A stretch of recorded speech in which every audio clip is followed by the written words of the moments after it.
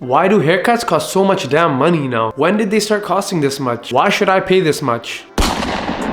Those questions right there are some of the most commonly asked questions that we get as barbers or stylists. So in today's video, we're gonna talk about it.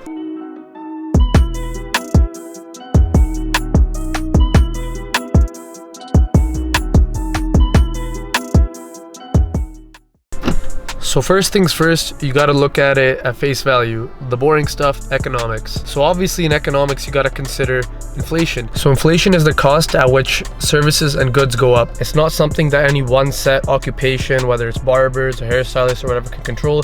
It's just how the world works. And then the second thing you gotta look at is supply and demand. For example, the demand for a haircut that's flawless, blurry, sharp lineup, 5-star quality, AAAs, it's really high. Everyone wants to look good, right?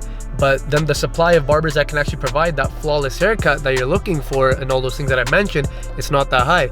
Therefore, the demand is higher than the supply, so prices will be higher.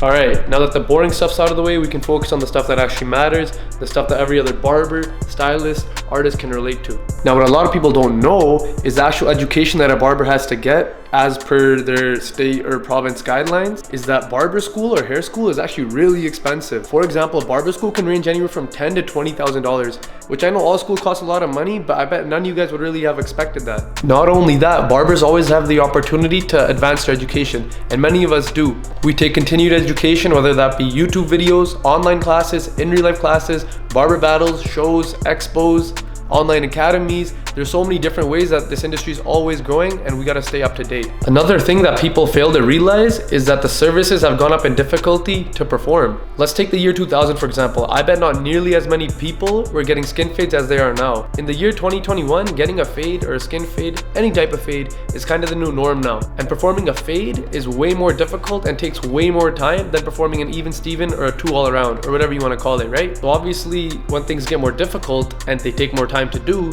the price is naturally going to be higher. You also got to take into account that the tools that we're using now are way more expensive than they were 5-10 years ago. I would even go as far to argue that corded clippers are dying out. I know there's still a few barbers that rock out with corded clippers, but for the most part, the game is going cordless. Now naturally, that's already going to run you more money as it is. Now that's not completely a bad thing. It's very good actually if you ask me, because with these new companies coming out like Gamma, JRL, Babyliss, they're actually hearing out what barbers are saying and they're actually innovating the products to help us. But yeah, anyways, the whole point of that little side rant right there was to let you guys know that the price of clippers and trimmers have gone up astronomically. Another thing I hear quite a lot is, why should I go to this barber when the barber down the road charges $10 less? What you're failing to realize is the barber that's charging $10 more isn't just charging for the haircut. You're paying for that barber's experience, reliability, and consistency when it comes to performing and executing these haircuts. So I'm not the greatest storyteller in the world, but I want to share this story about Pablo Picasso because I think it'll help you guys understand what I'm trying to say. So the story goes something like Picasso's chilling in a diner having a drink, and a girl comes up to him. She's a big fan and she's like,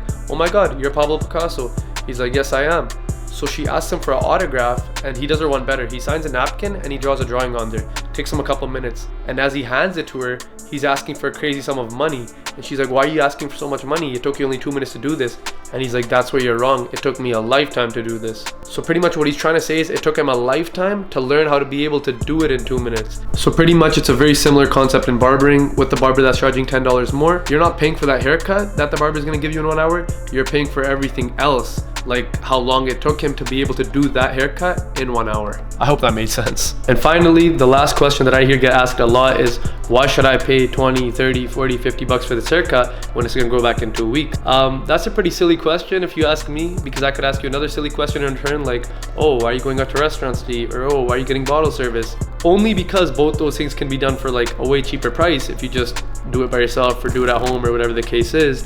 But I guess it's just the stuff that you like in life, your priorities. There's no real wrong answers. I just wanted to ask that question and kind of pose it just to, get you guys thinking. I hope this video didn't really offend anyone. It's just food for thought, just subject I wanted to talk about. If you guys have anything you want to say or add, leave a comment, leave a like, subscribe. I'll catch you in the next one. Peace.